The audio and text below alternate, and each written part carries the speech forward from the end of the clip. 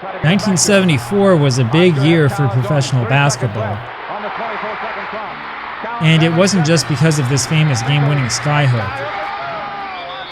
Far away from the cameras, something was happening that would have a lasting impact on the world of basketball simulation. That's right, I'm talking about basketball simulations, you know, tabletop board games, that sort of thing. There are basketball board games, and the games that exist are actually pretty good. Now, the one we're talking about today, though, is unquestionably one of the best of all time, if not the best. The game was called Mickey's Fast Break, and it was created by a man named Jim Mickey. Don't feel too bad if you've never heard of it before. When it was advertised, it was usually in specialty publications like Basketball Digest. It appeared among such notable ads as the Sportsman's Encyclopedia of 1001 Insults. It's really not easy to find information about this game, believe it or not. Copies rarely go up for sale online, and when they do, they tend to command a lot of money.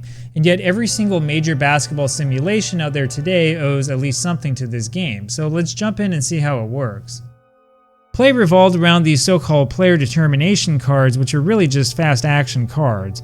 The game came with 2 decks of these cards in all, and 48 per deck, which makes 96 total. Now, if you look closely at one of these cards, you can see that it tells you 3 things. The first is which player is performing the action, the player determination. The second is which player gets the rebound, and sometimes there is a chance for a fast break, such as on this card. And the third is a rating to tell you who, if anybody, might get the assist. That's it. It's not like modern Stratomatic where you've got 8 or 9 different things on the fast action card.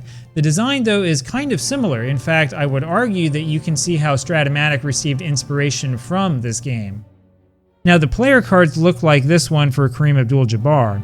As you can see, you've got 11 different dice roll numbers, 2 through 12. To play the game, you roll 2 dice and add them up, just like in Stratomatic. The far left column is for free throws. G means good, and a blank means that he missed. And this 2 to 5 rating up here means you roll again. He makes it if it's a 2 through a 5. The P column is usually where you look when you're rolling to see what the player does after the fast action card determined that it was him. For example, this card tells us to use the center's P column, which we can conclude was Kareem.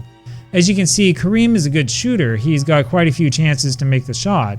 And this RG column usually comes up when you're looking at fast break situations or maybe an offensive rebound. We'll talk about that in a second. Now look at this part on the right. That is Kareem's defensive column. The instructions tell you to cut this part off and stick it next to the player he's guarding. I imagine that anybody that actually cut these cards up is probably regretting it these days, considering how much money the game goes for on the secondary market. I recommend using some sort of coin or other marker to show who is playing what position and who's guarding who. Now, the reason why you're instructed to cut that part off is because some players are rated at 2 positions, like Phil Jackson. His right side up defensive card is as a forward. His upside down defensive card is as a center, and he wasn't a great defensive center, that's for sure. Sometimes the player determination cards tell you to look at the defender's card, such as in this case. If Phil Jackson is guarding Kareem, chances are pretty good that Kareem is going to score. There are also chances that Jackson will wind up being charged with a foul, and as is the case with most of these games, F1 means a non-shooting foul and F2 means a shooting foul.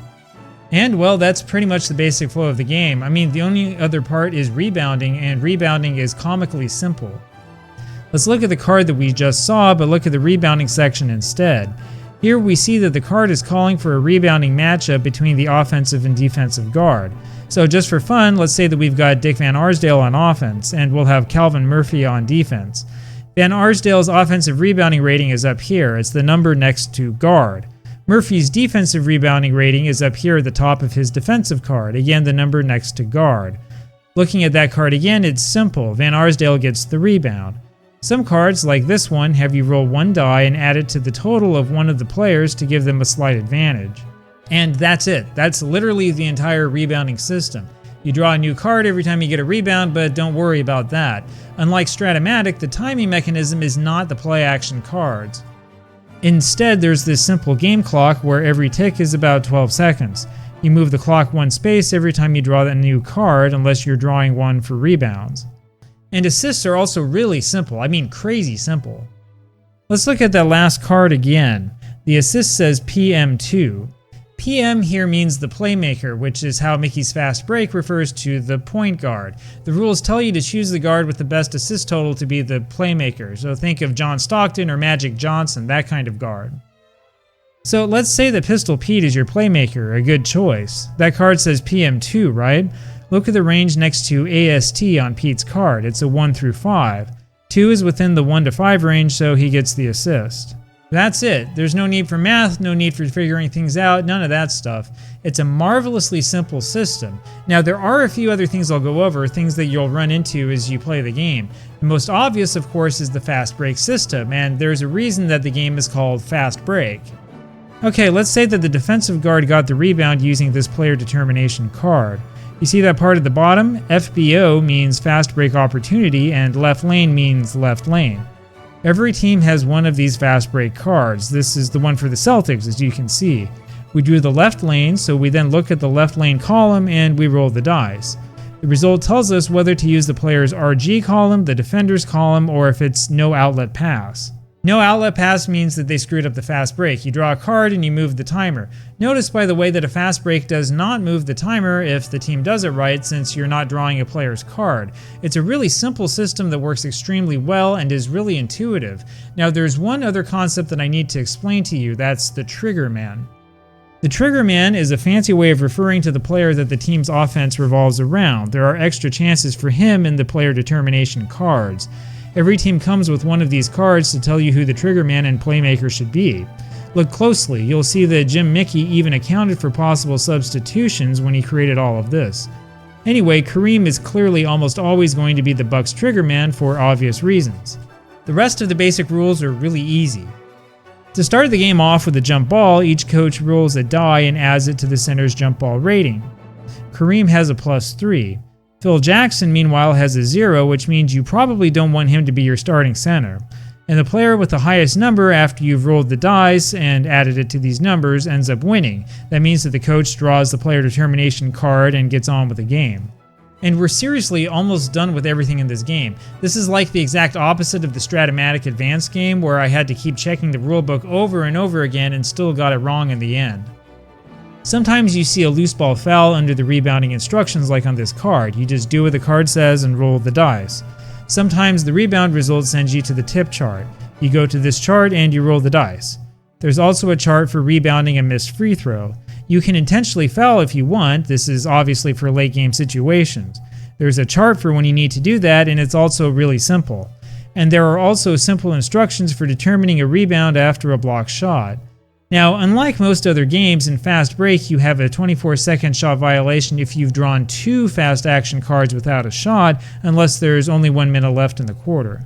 So in other words, block shots are really damaging here. A team with a great defensive center can really dominate play.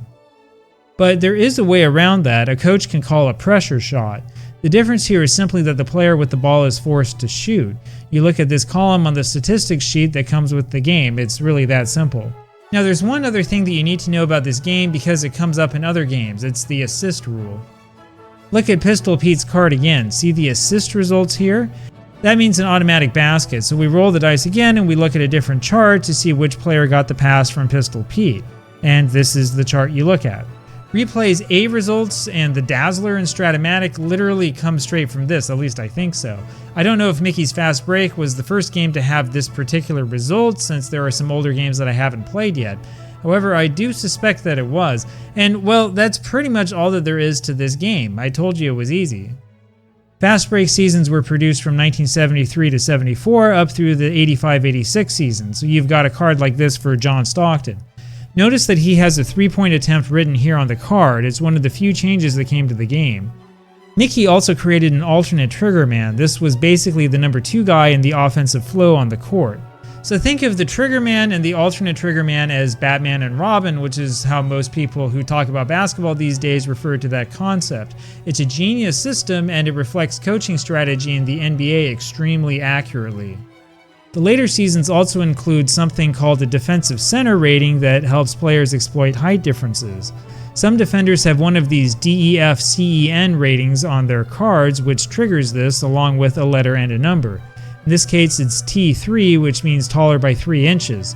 Basically, if the offensive player is taller than the defender by 3 inches, it's an automatic basket. If not, you roll again and you look at the defensive center's card. So I had that happen once when I played. John Stockton blew past Akeem Olajuwon for a layup. It's an interesting system. It reminds me kind of the Switch system in Stratomatic, except it's a lot easier to understand here. There are also some other options you don't see in most other games. For example, there's one to play with 3 guards. You can also play with 3 forwards, and you can also go down to only 1 guard if you want. There's also a full court press system, which is pretty simple. Some of these player determination cards have a full court press reference in the middle, so you use that if you draw the card and the press is on. Teams have 6 different full court press ratings, so you use the one that matches the team and you go on from there. This is a lot more simple than Stratomatic's use of 3 different full court press readings on every single fast action card, which is kind of overkill for something that is used very rarely. Anyway, that's basically it. There are probably a few things I've left out here and there, but they're pretty minor points. This really is the whole flow of the game, and there's also a way that you can create your own teams. You'd think it would be impossible to make your own teams, especially after looking at cards like this Utah Jazz Fast Break card from the 1985-86 season. Notice that Adrian Dantley is mentioned by name several times on this card. The Houston Rockets card similarly mentions several players by name. Fortunately, Jim Mickey did create a system of what he called general fast break cards intended for people playing with draft leagues. There are well over 100 of these cards, and they are separated based on the individual ratings of the 5 men on the court.